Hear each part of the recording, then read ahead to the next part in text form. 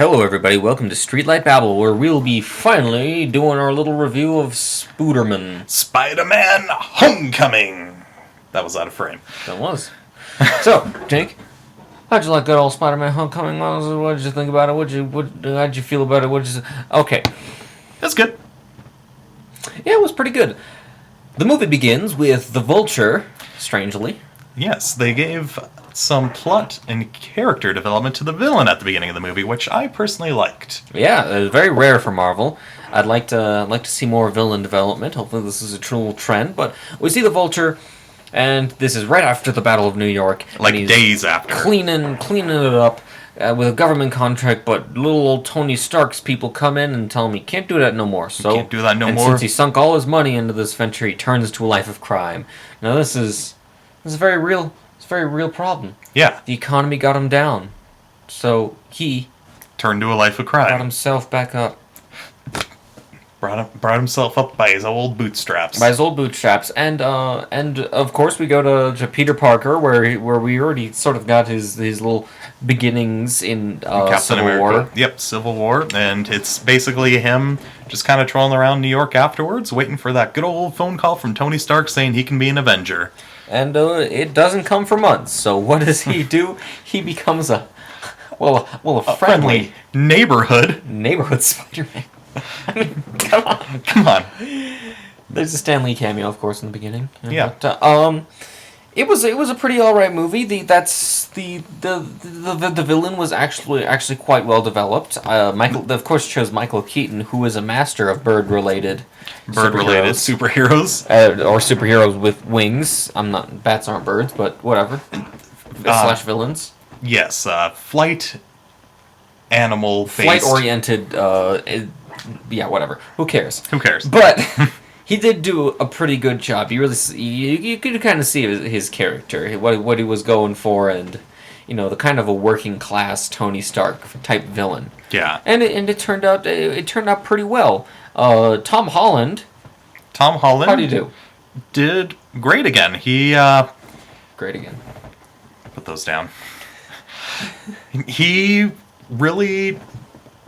I don't know how to say this other than I'm happy we finally have a teenage Spider-Man. He really gets the essence of what makes Spider-Man great, in that he's just kind of an average Joe. He's a kid. He's an average Joe kid. He does kid things. He has a very binary view of what's right and what's wrong. So and he goes with that view. And it's fun to watch a superhero make a mistake. Yeah. When he attacks somebody for breaking into their own car because they locked their keys in. Yeah. And he's like, "Oh, I'm sorry, I didn't know it was your car." And it's fun to see a young up and coming superhero with this very binary worldview. But he still wants to impress all the big players. But he still wants to impress the big players. But it's fun to see the sort of the moral principles of, is this right, is this wrong? That's more given to the villain. Well, the superhero, since he's so young, he's just like, I'm gonna do what's right, even though it may not all be all that right. So Tom Holland did a good job. Very kind of innocent, very nerdy kid. Yeah, nerdy kid. Did a good job with both the humorous parts, kind of some of the one-liners that Spider-Man's famous for, and a bit humor, and also the dramatic scenes too. There's some scenes that stuff happens, and it's time to turn on the old acting chops, and he does a good job. Very emotional, very very very sad, very much like a little 15-year-old kid who's not really supposed to be in these sorts of situations. Aunt May she did all right. She was used very sparingly in the movie. There was not a lot of Aunt May. What I would have liked to seen is more Aunt May and Peter Parker interacting, because I really didn't get a hold of what their relationship is. I know that she gets hit on a lot, and I know that she doesn't notice. Yeah, they use her like a little bit at the beginning and a little bit right before the third act of the movie starts, and that's pretty much all of Aunt May you see. Then it's mostly just Marissa Tomei just reacting to things on the news or asking questions. Too many questions. Like, Peter, you see a train blowing up, run the other way. Yeah. Irony, am I right? Yeah. Speaking of irony, Iron Man. Don't do it. Don't do that. Anyways, yeah, Tony Stark. He seemed a bit like he was without energy in this movie. Mr. Well, he's been dealing with these things for almost 10 years now. Mr. Downey Jr. seems to be a little bit maybe he's done with these sorts of roles. I don't know, or maybe he was trying to go for like a father figure sort of guy, just sort of Mentor. mentor. And one thing I wish didn't happen was the trailer kind of spoils a lot of the action scenes and how they end and what becomes of them. I would rather a lot of these things would be a lot more surprising if the trailer just cut them out and just interspersed random footage instead of a little bit more narrative trailer. Yeah, showing how the narrative culminates. But other than that, I think Tony Stark did a good job. He wasn't used as much as the trailers showed that he would be. No, and actually that scene where Spider-Man's swinging and Iron Man's flying behind him was not in the movie. Not in the movie. I was like, I thought that was going to happen in the final battle. That's what I thought too. But or like right at the end of the movie, you're like, all right, I'm finally an Avenger now. I'm going off with Iron Man. But no, and that scene actually never happens, which is interesting. But that's okay. I think he was used just enough. Mm-hmm. I believe he was used just enough. But although it does kind of seem to distract a little bit, this is one of the problems with these big universe movies, is that the universe kind of overbears down onto this story. It's just supposed to be a story about a kid who's trying to be a superhero, but I feel like the overall MCU is just clawing at the door, and you can always hear it clawing away, and it kind of distracts from the whole point of the movie, but it was done fine. I was never bored. Yeah, I was never bored. Who else? Ned, his friend. Yeah, he did all right. I bought him as a kid who was overly excited that finding out his friend was a superhero. I mean, like me finding out Jake was Boulder Man. Boulder Man. I have the entire powers of the city and county of Boulder. Yep. We live in Colorado. Well, I think most of our viewers know that. I don't know. The government doesn't. Or do they? They know everything. But you have a driver's license, so they know where you live. Damn. I know. They know where you live. But he did good. Yeah, good job, Ned. The rest of Peter Parker's kind of social circle were okay. Zendaya was okay. Very sparingly. I feel like I would have liked to see more of his life outside of being Spider.